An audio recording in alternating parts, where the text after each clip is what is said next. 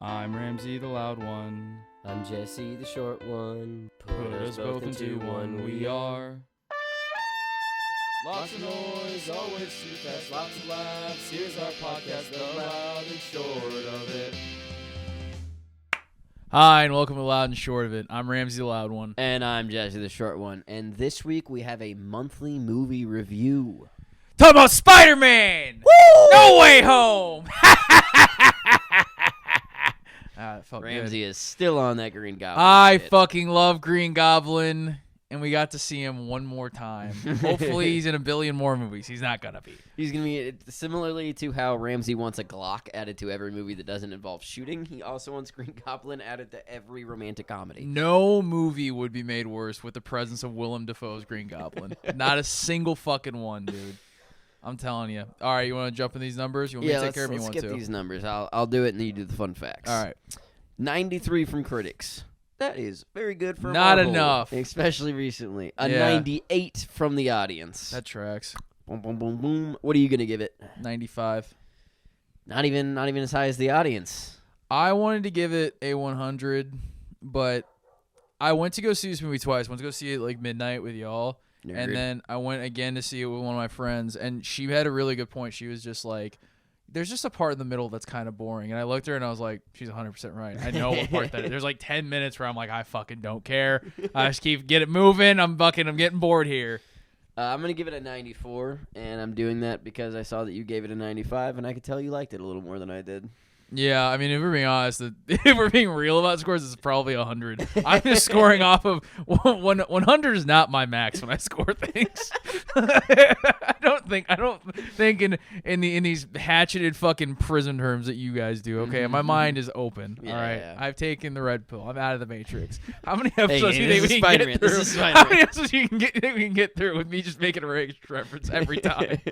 Just Green Goblin and Matrix Yeah. references. That's all. You worldwide gross, worldwide gross, 1.5 billion. That's a shitload of money. Fucking nuts. That's too much money. Are we in the middle of a pandemic? That's more money than fucking any movie for a while. It's a first movie since 2019 to make $1 billion.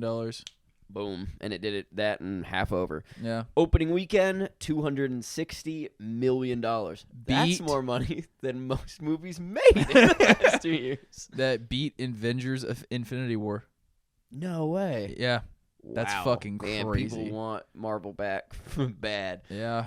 Budget. Now this one's kind of crazy. Yeah. $200 million. That's not even that much compared to some other Marvel movies. Yeah, I don't know, man. It's like I mean, this doesn't include advertising and stuff, but still, like, it's just so fucking crazy to think about it. Like, They made their money back in one weekend. yeah, One weekend. Jesus, Money back. man.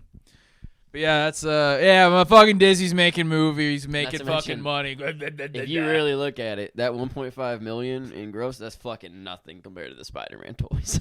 oh Like, yeah, that's a no. drop. They don't give a fuck about this movie. It's about how many toys they're about to sell with Tom Holland's That's, face oh, on that's it. a little fun fact. That's how it is with every single fucking movie. Every design is based on how many toys they can sell. Anyway, moving into the fun facts. That's your first fun fact. That's your fun fact. Everything's about fucking profit. Yeah, no, we need to ping that for a show idea. I can talk about toys and movies. All right, fun facts. Number 1. Andrew Garfield lied multiple times to the press about being in the movie. There was a point where, you know the part where they're on the Statue of Liberty and they're like hanging out? Mm-hmm. There's a picture of him from that. 100% it's him in 2020, Andrew Garfield in the movie, and he looks at the press, very convincingly lied and just go, no, that's all Photoshopped. Like, I've been through this already. Like, I've seen this all. Just like lying to the press. Like an actor? Yeah, no, it's always funny because like some people are like coy about it. Andrew Garfield's like, no, we got zero confirmation before the movie came out. I knew he was gonna fucking be in it, but still, it was kind of funny to be like, oh, I'm not in it, like at all, and it's not a bit. Tobey Maguire didn't have to do any of that because he just avoids the fucking. I don't think either of them did a press run at all because Tobey Maguire does like one movie every 10 Well, years if they did now. a press run, then you'd know they were in it. No, but even after the movie, yeah, I'm very surprised they haven't done anything. They have their bags. Yeah. I don't need this. A little plus thing on that. Andrew Garfield and Tobey Maguire allegedly snuck into a movie theater showing together, and they watched it. Yeah, and I thought that was really Wonder cool. if Tom Holland felt left out. They have to fucking see him as like a little kid, probably. He's like being all British and like, I'm with Zendaya and fucking the other guy. Wasn't Andrew British as well? Oh yeah, I guess he would have a stupid ass accent. Tobey Maguire, fucking best Spider-Man of all time, baby. Oh my man, put up the picture of him in front of the American flag. Going to the next one. Willem Dafoe came back as Green Goblin in this one, and he insisted on doing his own stunts. He did like a lot of them, and you can see it in the movie. It's his fucking fight scene with Peter Parker is the best fight scene in all the fucking movies. Damn. I thought that was really cool though, because like whenever they had like all the actor interviews for it, like Willem Dafoe just seemed like he really gave a shit, and I was like, this is so crazy. Yeah, he's one of those people who doesn't make sense, because if he was like Daniel Day-Lewis and acted like he fucking hated everything except for acting in the role, I would be like, yeah, you've earned that. You're Willem Dafoe, but he's just fucking. He's just excited to be there. He just seems like he gives a shit. I feel like that's such a thing with like both Star Wars and Marvel, where so many of the actors are like, on one hand, like it's a job and they have to go do it, but on the other hand, they're like, dude, I'm gonna be fucking Spider-Man. Yeah, like that shit's just exciting. You gotta think he just got the fucking because even like when Spider-Man 2 came out, like Willem Dafoe was on the set a lot. Like he was like friends with Sam Raimi, but like when Spider-Man 2 and 3, like he did a cameo role because he was on set. Yeah. Like, he just stayed around. I was like, fucking, I don't know. I think that shit's really cool. And I don't even fucking like actors. I think they're douchebags. And this last one is dummy nerd. Yeah, and this is this last fun fact. The lawyer that Peter and his friends meet with is Matt Murdock, who is Daredevil, who starred in Netflix's Daredevil, who is officially in the MCU now. Is this a fun fact? Not really. I just wanted to talk about it for a second. The best superhero thing is now a part of the MCU. Will they ruin it? Who cares? Let's find out. That should be the fucking tagline of the entire MCU. And so Yeah. far, they're pretty fucking good. A lot of the shows fucking suck, but nobody gives a shit. Like there's so much shit in the MCU right now that even if for the next 2 years everything fucking sucked, like if they were like, oh, the MCU's good again, I'd be like, fucking sure, whatever. I don't care about anything that happened. It's just hard to fuck up because they just keep moving. Yeah. And even if the MCU gets bad, there's going to be like some tangential fucking movie or TV show that's going to be really good, because they're just going to keep throwing shit at the wall. Something's going to stick, and you're going to be like, they fucking saved it. But the MCU isn't going to be bad because of this movie. This movie has saved it. It has single-handedly saved Spider-Man. With that, I'm going to get into my takes. I've broken mine down between heroes and villains. I'm sure yours is way more plot-based. Yeah, it's way more just fucking hectic. Okay. First one I want to here's the heroes. We're gonna talk about the Spider-Man and Doctor Strange. First off, with Tom Holland, really fucking awesome. Just was 100% sold as him as Spider-Man. After that second movie, I was like, I fucking don't know, dude. I hated Holland that movie. Is my favorite Spider-Man now. I'm not quite there yet. 100% I'm not quite my there favorite yet. Spider-Man now. I think that I mean, dude, if I'm being fucking objective, he's probably the best one. Oh, and what sold me was when he fucking Zendaya. That's pretty fucking cool. That's pretty cool. What a cool guy. When he fought Green Goblin, I was like, oh, that's it. This is like perfect. So he's Spider-Man. Had a different take. It was because when he first got that 6-legged suit in Infinity War, whichever one he got, that fucking the suit Iron with Spider. The Iron Spider. When he first got that shit, I was like, oh my god, dude, if he could fight Doc Ock in that, my dreams as a child would come true. And then in this movie, 15 minutes in, that fucking happened. I was like, best fucking movie ever. Yeah. I'm so fucking excited. Their little arms. I feel like So cool. everything he did was like, this movie does fan service in a way that's like really special, because like you'll know it's fan service and you know why they're showing you all the things they're showing you, but you don't fucking care because it's just so much fun. Oh, it doesn't matter at all. It's fan service at its best. That's one of my bullets. Yeah. Anyway, but finish off Tom Holland. I feel like he's finally Spider-Man. Like, he's actually the Spider-Man you're supposed to see. Well, he got to get the whole, like, with great power comes great responsibility. That was the other thing. Aunt May dying and, like, having that moment. I'm really glad that happened, because I did not fucking like that he was just Iron Man's, like, son.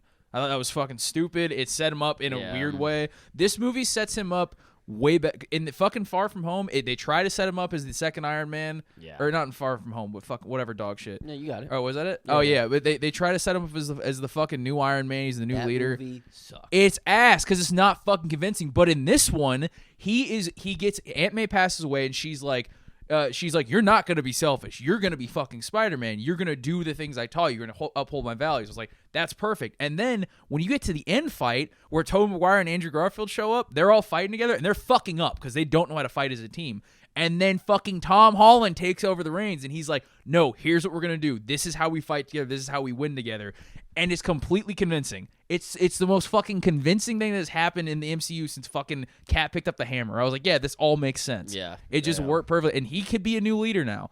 But with that, it also sets him back to street level, where it feels like he has to earn to be in the Avengers, which is how it should have been. And that is what is saving the MCU, is that this whole thing, because the first movie after Thanos is defeated is Spider-Man, Far From Home. And the movie was fucking dog shit, and instantly they were like, the whole world's gonna fucking end, and you have to fight Mysterio, who's controlling water gods and fire gods. They weren't real, but it didn't matter. It was too fucking big for Spider-Man to deal with.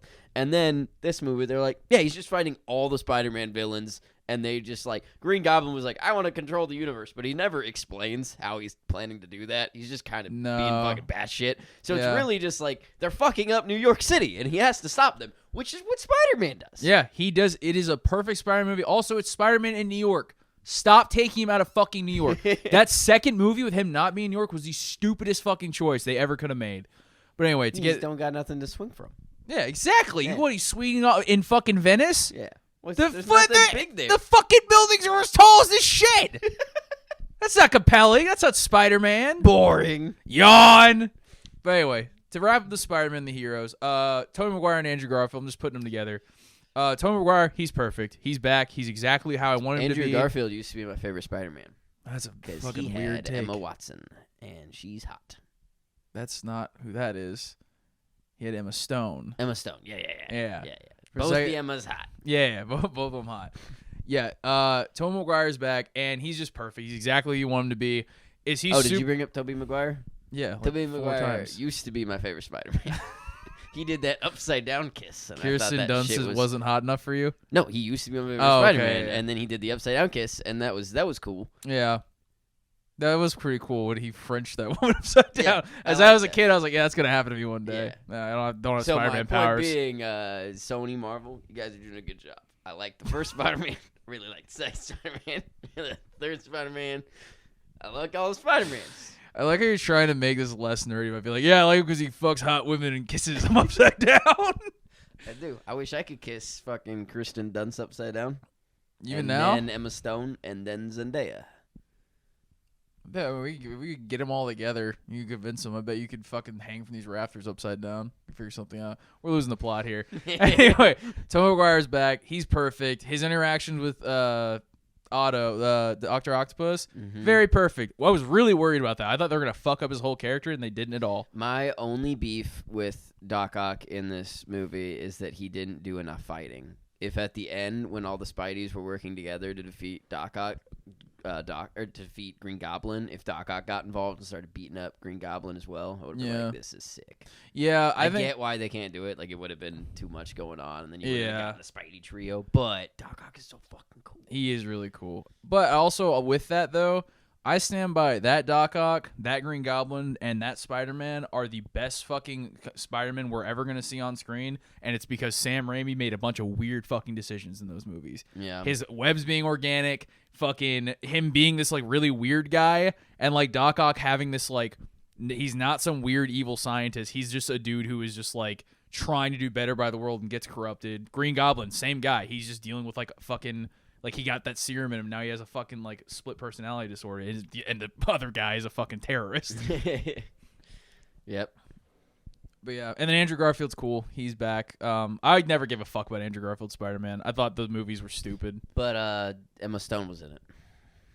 Yeah, Emma Stone was. That was fun. Also, I've never cared about her that much, I'm going to be honest with you. Damn. Yeah. That's crazy. She was in Easy A. What the fuck is Easy A? Oh, it's just a movie that Emma Stone's in. Jesus Christ. Talk about Spider-Man. Yeah, she was in Cruella, too. Yeah. She was. Also, Emma Stone. Can we pull up her filmography, actually? Okay, get into your other villains. Yeah, villains. All right, Green Goblin. You fucking serious? Fucking the fucking best guy ever. He's so fucking cool. He does the pumpkin bombs. He's got the sick glider. He does the. Are you fucking shitting me? Of course it's the best. He's so fucking cool that Marvel, a whole fucking entity who could have just fucking gotten any other Joe Schmo off the street and hired anyone to be Green Goblin and made it new and maybe good, was like, no, we're not trying. We're not rolling the dice here. Bringing back Willem Dafoe. He's the main fucking bad guy. Again. For no fucking reason. It doesn't really make sense why he's the main bad guy. He's the best, but he's the best. He's my favorite comic villain ever, and it's not even close. Yeah, when I complained a little bit last episode and the beginning of this episode that Ramsey won't shut the fuck about Green Goblin, he wakes up every morning, and from across the house, I can just hear, it's time to start the day, Spider-Man! And I can just hear him rolling around out of bed pretending to fight Spidey. He's like joking, but also like unironically after we watched this movie, my brother-in-law came in for fucking Christmas or whatever. We were legitimately just doing the Green Goblin voice for like 3 hours a day. Like my mom and older sister were like tearing their fucking hair out, like wanting us to shut the fuck up. We were just going, fuck you, Spider-Man. He's got a fun voice. He's got sick bombs. He's got a cool glider. Come on, man. He's fucking nuts. I'm like, what are you fucking, I want to be that guy. I can't fuck Spider-Man. He's a dweeb.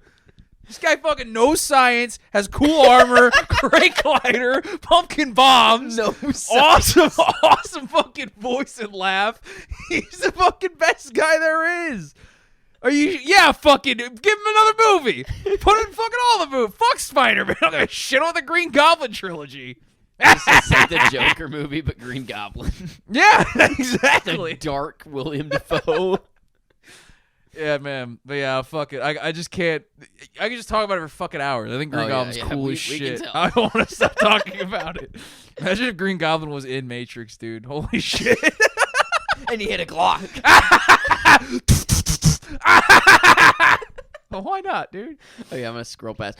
Otto. What did you think about Otto, Randy? I don't give a fuck about the rest of the villains. Otto's great. He was cute and nice, and he had a really nice moment with Peter, which is what I wanted. Yeah, I liked the getting to see Doc Ock as the bad guy, then becomes good guy. Instead of good guy, and he becomes bad guy. Yeah, I was worried. They could have just fucked his whole character up. They could have done that with Green Goblin, too. I fucking was really worried about everything happening. But I think they did it right. Everyone got balanced. Sandman got left out, which kind of sucked, but it was what it was. Yeah. I think the fight with Sandman was fucking sick. No, which the one? Electro fight. That was a fucking cool fight. Yeah, I liked in the beginning when Sandman shows up and he immediately starts helping Peter. Yeah, and he's like, "What's happening?" And then he's like, "I'm not Peter." And he's like, "There's an electric guy. Take care of that." And then he does. I was like, "That's how it should be." Yeah, that was fun. Yeah. Oh, what else do I have? The only other thing that we didn't cover at all that I had written down is that, obviously, the more we talk about the show, the louder and happier you get, and I do as well. Yeah. Which is the exact opposite of Far From Home. Yeah, we saw Far From Home, thought that was okay, and when we recorded the episode, we started, I think we were at like, that's an 85. We ended that being like, never mind. Yeah, fuck, that movie terrible fucking show. sucks. And since then, we've talked about both of them more, and fuck that movie. That movie. But that's garbage. the thing too. It's like, I feel like people don't realize that like one of the biggest reasons this movie is so fucking cool is because of how batshit insane it is. Like in Far From Home, fucking fighting Mysterio. Mysterio is a boring guy with drones. In Homecoming, he's fine. Like Vulture's cool, but he's just Michael Keaton.